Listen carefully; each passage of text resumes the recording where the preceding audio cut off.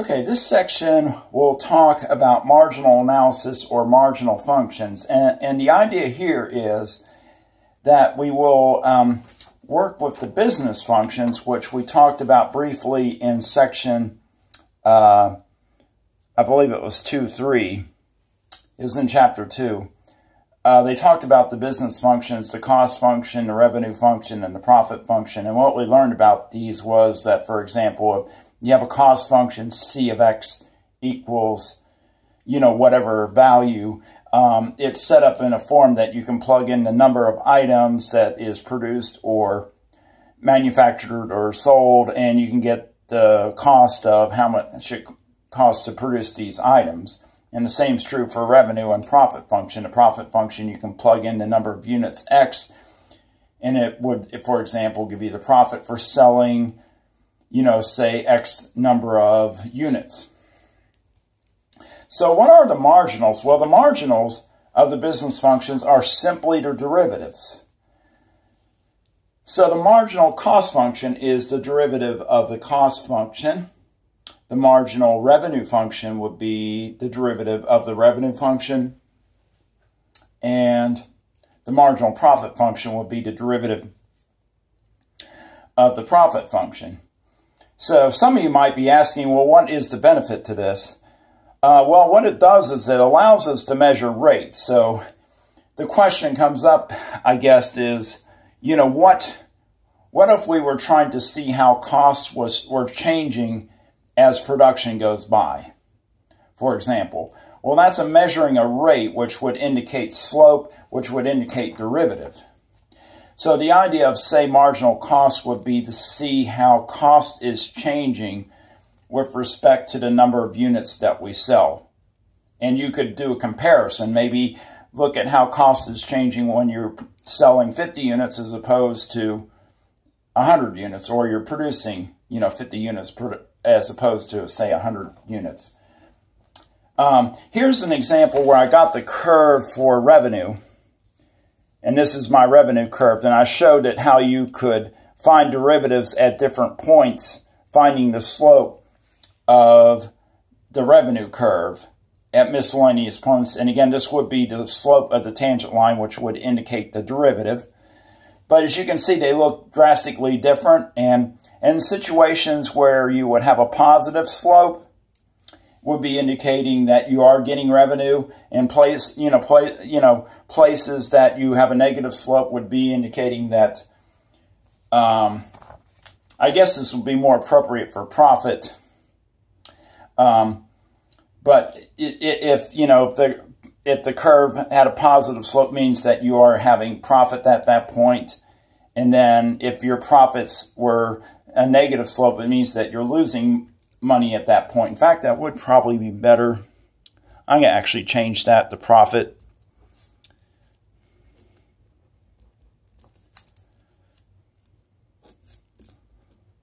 Certainly you could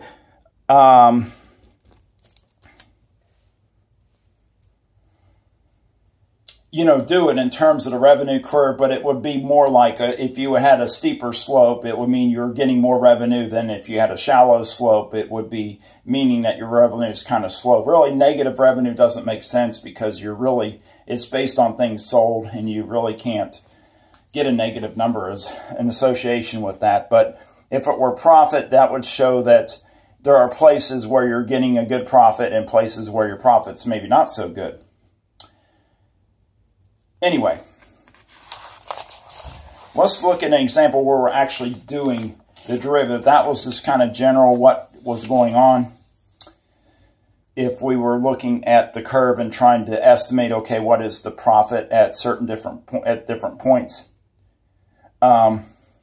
Here I'm actually giving you a revenue function, and you're going to take the derivative of, you're going to actually find the marginal revenue function, which simply means you are taking the derivative of it. So if my revenue function actually was x squared minus 6x, then we would simply just take the derivative to get the marginal revenue function, which would be 2x minus 6. So here's an example that where we're going to be doing more computation, and it will be more probably practical. And this is example 5 from your the notes. And we have what is called a demand function, and the demand function in this problem is P is 90 minus X.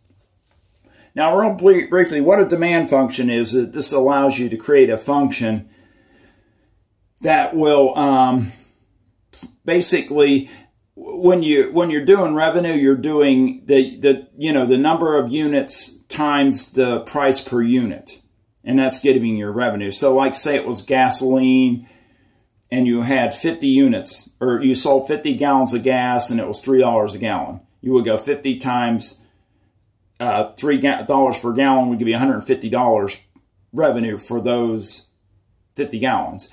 Now, what the demand function allows you to do is adjust the price as time goes by or as you sell units. So like you see when you go fill up your car with gas, the gasoline almost changes price every week. Well, this is kind of an example of that where you're adjusting it so the price will, adjust and change throughout the problem.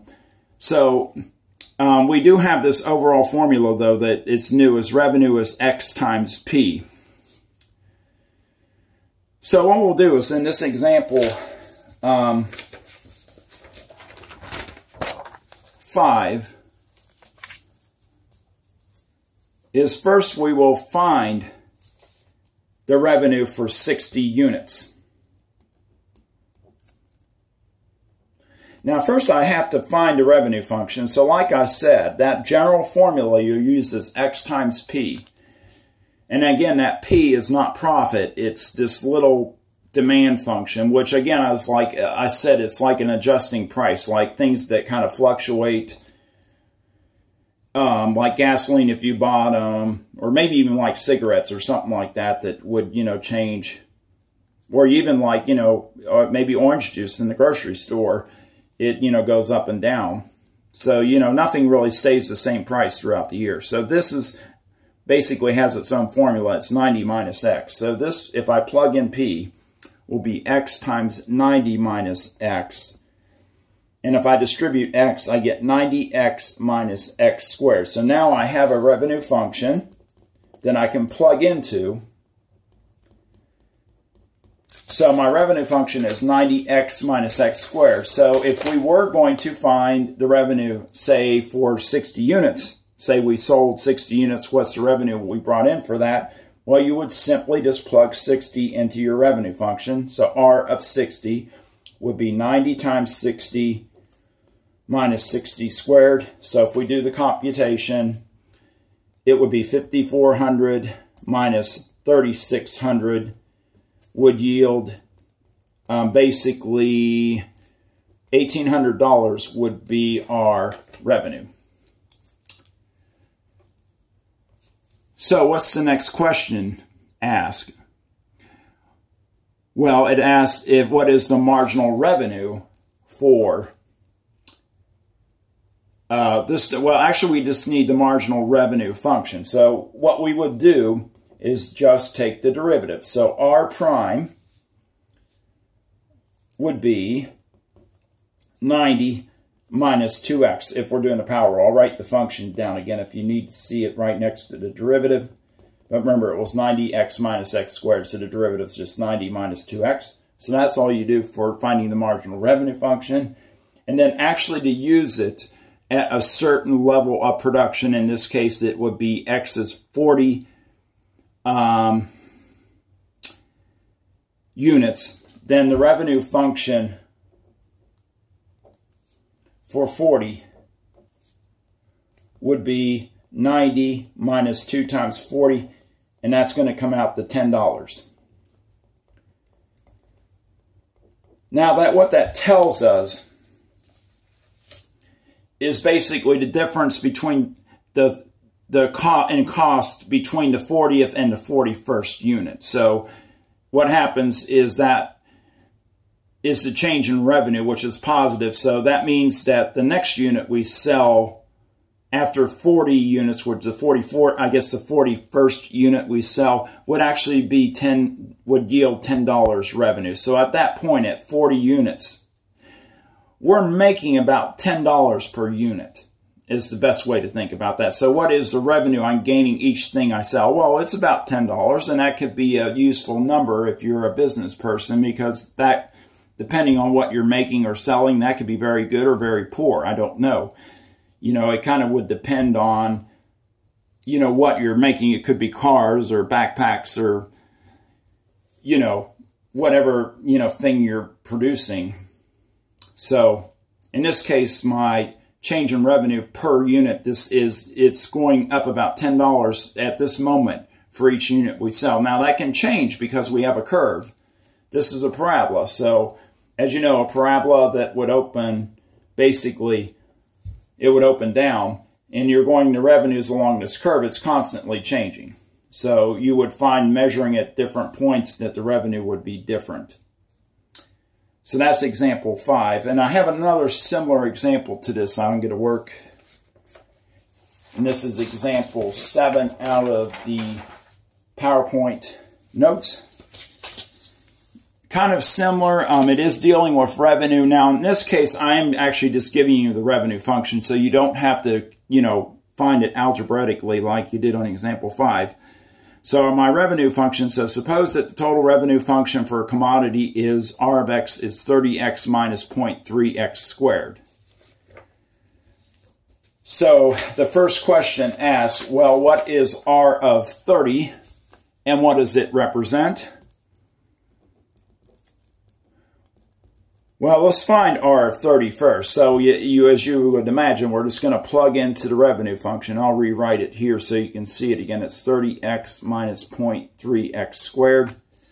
So if we do the computation, it's going to be 30 times 30, plugging in 30 for x, minus 0.3 times 30 squared would be 900.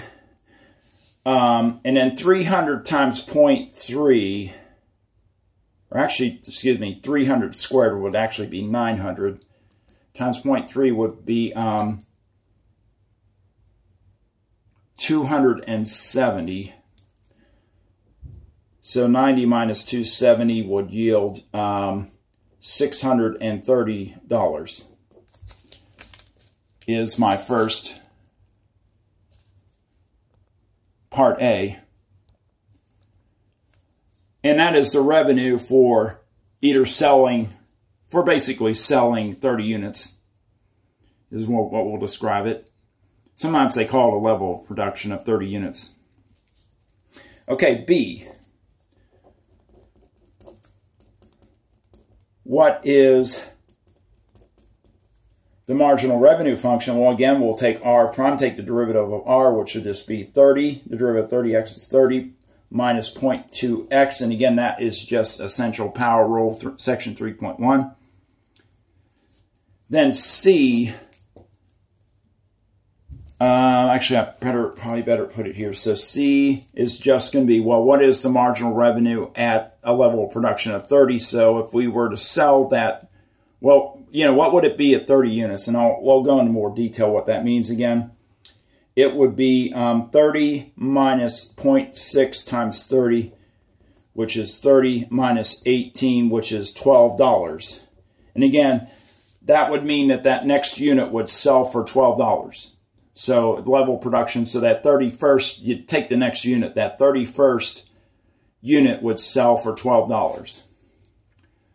Now, part D is really related to part C, because this is just computation. I'm finding the revenue for 31 units minus the revenue for 30. That's all you're doing, is R of 31 minus R of 30. That's just basically a computation problem. So we're going to go 31. If you plug in the R, you'll get 31 times, actually I have that written down wrong. Ignore that. It should be 30 times 31, plugging 31 for x, minus 0.3 times 31 squared, minus plugging in 30, which will be the same as the answer for A, which is $630. But I'll go ahead and set it up again. But essentially, you could just take the answer from part A. It is the same.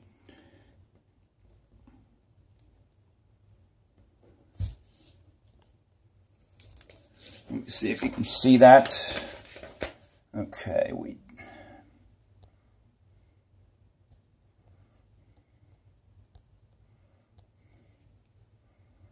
hold on just a second. Okay, what I did was got printouts. I'm going to go recap this again. Sorry to interrupt so abruptly, but I think this is going to be easier. So, again, part A, just to recap, was $630, and all we did was plug 30 into the revenue function, which is right here. And then part B, all you do is take 30x minus 0.3x squared and take the derivative, which is 30 minus 0.6x. But I thought it would be easier for the last part. That was a little hard to see because we just didn't have much space. But the marginal revenue for 30 units, as you can see, when we plug 30 into the derivative, is 30 minus 0.6 times 30, which came out to $12. And the comparison we were going to make was, if you actually compute by hand what the revenue for 31 is minus what the revenue is for 30, when we do the computation for this, it turns out that, as you can see, that the revenue for selling 31 units is $641.70. And then this computation here is the revenue for 30 units is $630. Well, of course, the difference between those two values is just $11.70. So, what that would tell us is that we actually made $11.70 selling that 31st unit. Well, the marginal revenue at 30 gives you the same value. As you can see, it's almost dead on. You're only off by 30 cents. But basically, the derivative will measure that slope. At that point, will be at $12. There is a slight error, I guess, but it's fairly accurate in computing what the change in revenue is between 30 and 31.